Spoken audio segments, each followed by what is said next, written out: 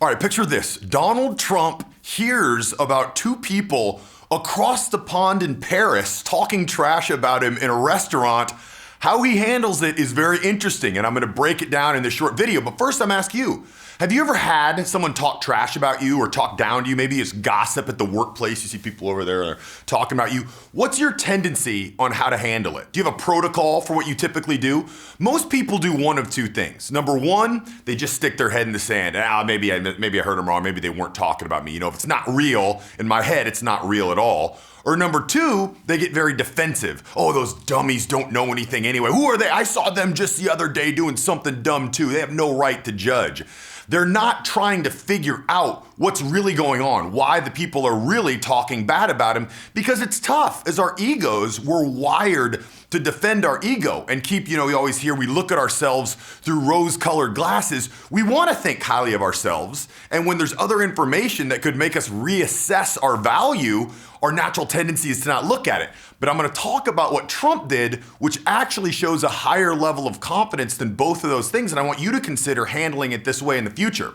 Now, I want to listen to a little audio clip here of a reporter that describes what went on and how Trump actually ended up talking to these two guys or this guy at the restaurant when he heard they were talking trash, and then we'll come back and break down exactly what happened. The fellow who had handed me the phone, who turned out to be Joe Kernan from CNBC, he had been talking to the president because the president had called to express regret that he couldn't do an interview with. And Joe apparently said, even here in Paris, everybody's talking about you. There are two gentlemen next to me at the table, and they're talking about you. And the president apparently said, "Are they still there? Let me speak to them." So Joe didn't recognize me. I don't think he really knows me, and so he thought, just these are two, Americans talking about the president. These are two, Americans talking about the president. So he's on the phone with a guy in the restaurant apologizing for not being able to make the interview that they had pre-scheduled.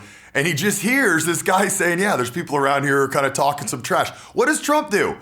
Put him on the horn. Are they still there? Let me talk to him, okay? Let me tell you what this shows, okay? I'm gonna assume the reason he wanted to talk to them was to get information on why they were talking bad about him. He wanted to learn that. I'm gonna assume he wasn't getting on the phone to dress them down or to talk down or to put him on the spot. That would be a lot of energy for him to do that with really not much of an upside. You're gonna put two people in check across in Paris, doesn't matter.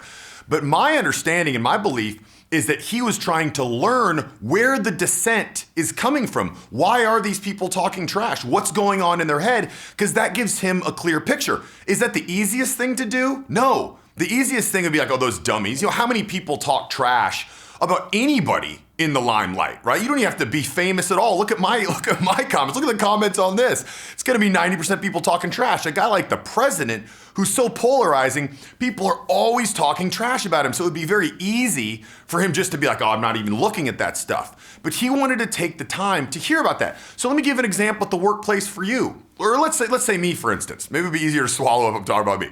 So say I'm at the workplace and some guys, I can just kind of see they're looking over and kind of snickering, and I look over and they're like, well, nothing to say here. Maybe I go up to one of them afterwards.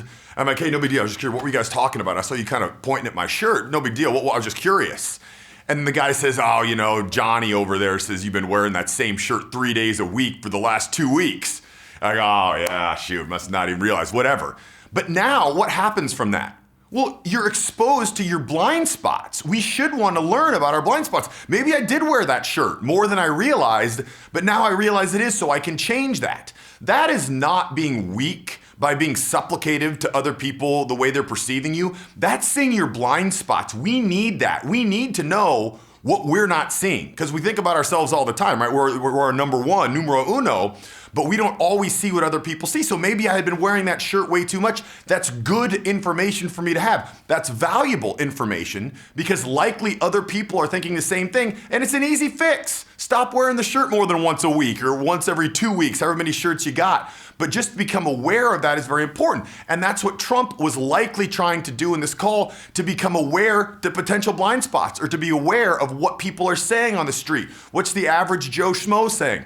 Now, in this video, I actually watched this morning on CNN, and they were kind of spinning it in a way like Trump, oh, he had no idea. He thought he was just talking to an average person. It ended up being a reporter. The joke's on him. I mean, I guess you can look at this any way you want. But from his perspective, that's like what he was trying to do. And I think that shows a high level of confidence.